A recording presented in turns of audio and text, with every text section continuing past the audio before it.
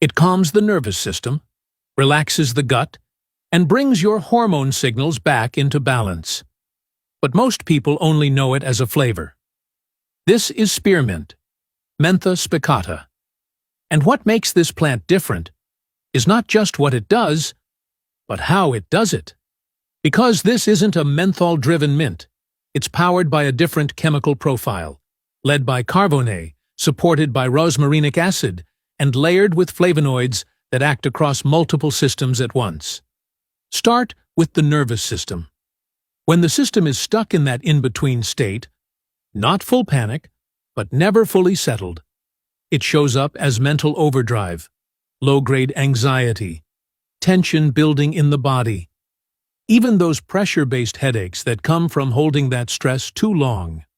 Compounds like rosmarinic acid step in to reduce neuroinflammation and oxidative stress, taking pressure off the signaling pathways that keep the brain in that heightened state. At the same time, carvone helps ease the physical tension that builds alongside it. So, instead of forcing calm, it removes what's keeping the system from settling. That's why you feel the shift as relief without fatigue. Now take that same chemistry and move it into the gut. Because your digestive system doesn't operate in isolation, it's directly connected to the brain through the vagus nerve. So when the nervous system is overstimulated, the gut tightens with it. That's where the bloating starts, the trapped gas, the cramping, the sluggish, uncoordinated movement. Here, carvone helps regulate calcium flow in the intestinal smooth muscle, reducing spasms and releasing built-up tension, while spearmint's polyphenols support the signaling that restores coordinated movement. So instead of pushing digestion harder, it restores flow by removing resistance from both directions, top down and bottom up. Less pressure, less stagnation, more efficient movement through the system. And then there's the third layer, and this one needs to be understood clearly. This is about androgens, specifically testosterone and its active form. Because your body doesn't just control how much testosterone you have, it controls how much of it is active. Spearmint has been shown to exert anti-androgenic effects, both by supporting the production of sex hormone-binding globulin, which binds excess free testosterone, and by influencing how that hormone is regulated in the body.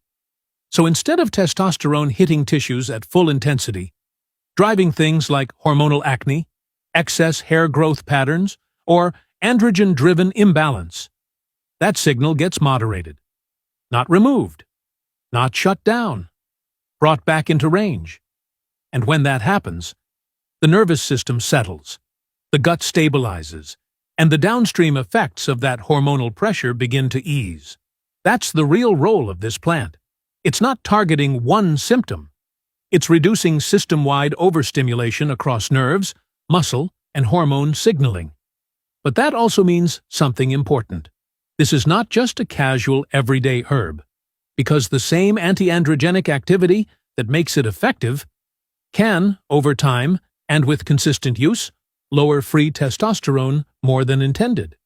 And for some people, especially men, or anyone already on the lower end, that can show up as reduced drive, lower energy, or signs of sexual dysfunction.